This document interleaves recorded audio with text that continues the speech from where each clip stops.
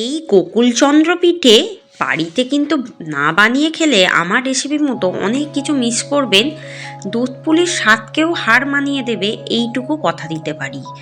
যদি না বাড়িতে বানিয়ে খান তাহলে এর স্বাদ বুঝতে পারবেন না। আমার কথা বিশ্বাস করতে হবে না, আমার রেসিপির মতো বানিয়ে নিন, তাহলেই বুঝে যাবেন এর স্বাদ। নমস্কার বন্ধুরা, মাই সিম্পল লাইফস্টাইল ব্লগে স্বাগত জানাই। আশা করি ভালো আছেন, সুস্থ আছেন। দেখে নিন তাহলে আজকের রেসিপিটি। ভীষণ সুন্দর খেতে হয়, আমার কথা বিশ্বাস করুন, করে বানান, তাহলেই এর স্বাদ বুঝে যাবেন। আর যদি ভালো না লাগে অবশ্যই কিন্তু আমাকে জানাবেন যে আমার ভালো লাগেনি পিঠে, বাট ভালো লাগবেই কথা দিলাম। একটা গোটা নারকেল আমি ছাই করার জন্য বা পুর করার জন্য রেডি করছি। গোটা নারকেলকে আমি কি করেছি, কুড়িয়ে নিয়েছি, তারপর ফ্রাইং প্যানে দিয়ে দিয়েছি। এরপর আমি এখানে পাটালি ইউজ করছি 100 গ্রাম।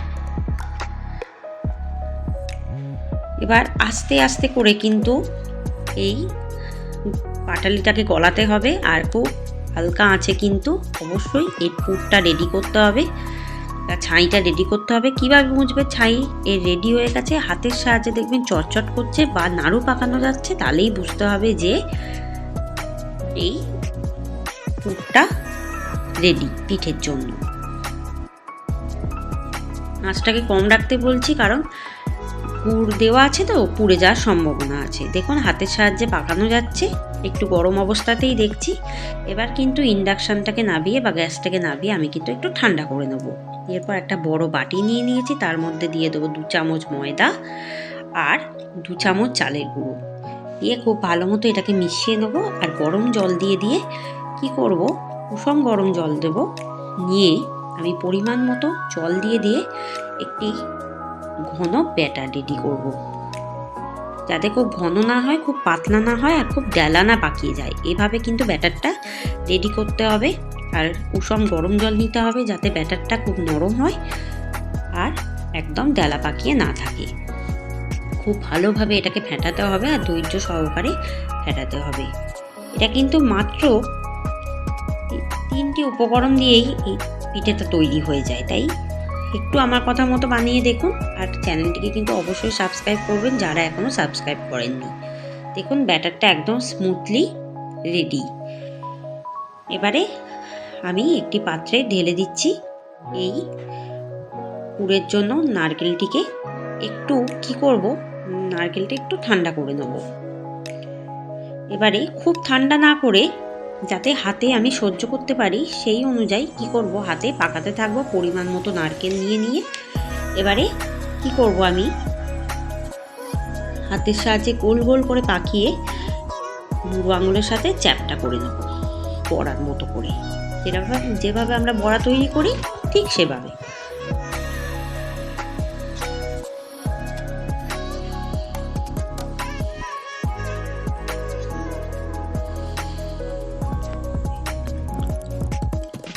গোল গোল করে পাকিয়ে নিচ্ছি আর চ্যাপটা করে নিচ্ছি। খেতে কিন্তু ভীষণ টেস্ট হয়, দেখবেন বানিয়ে। দেখুন আমি আরেকবার আপনাদের সুবিধার্থে দেখিয়ে দিচ্ছি। ব্যাস আমার কিন্তু রেডি। এবারে ভাজার জন্য আমি কি করব, কড়াই বা ফ্রাইং প্যানে দিয়ে দেবো 1/2 কাপ তেল, সাদা তেল। আমি এখানে নারকেলের চাকতিটা দিয়ে দিলাম। তারপর ওই ব্যাটারের মধ্যে কোট করে নিয়ে ভাজবো। সিঙ্গেল কোট করব, আর খুব লাল লাল করে ভাজবো না, হালকা লাল লাল করে ভাজলেই হবে। হালকা করে কোট করব। একবার কোট করেই আমি কিন্তু দিয়ে দেবো।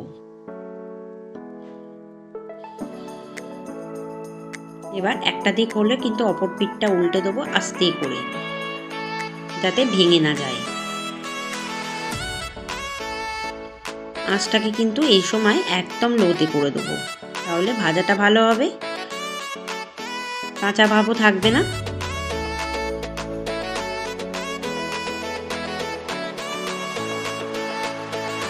দেখুন হালকা লাল লাল করে ভাজা হয়ে গেছে, কালারটা চেঞ্জ হয়ে গেছে।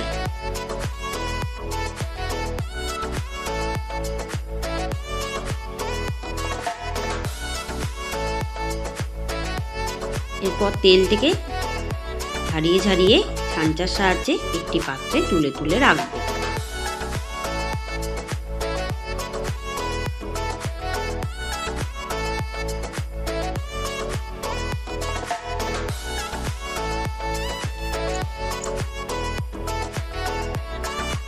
এবার সবগুলো কিন্তু ভাজা হয়ে গেছে, ঠিক সেমভাবেই ভেজে ভেজে তুলে রাখছি। এবার কি করব, কড়ায় 1/2 লিটার দুধ আমি কিন্তু বসিয়ে দেবো।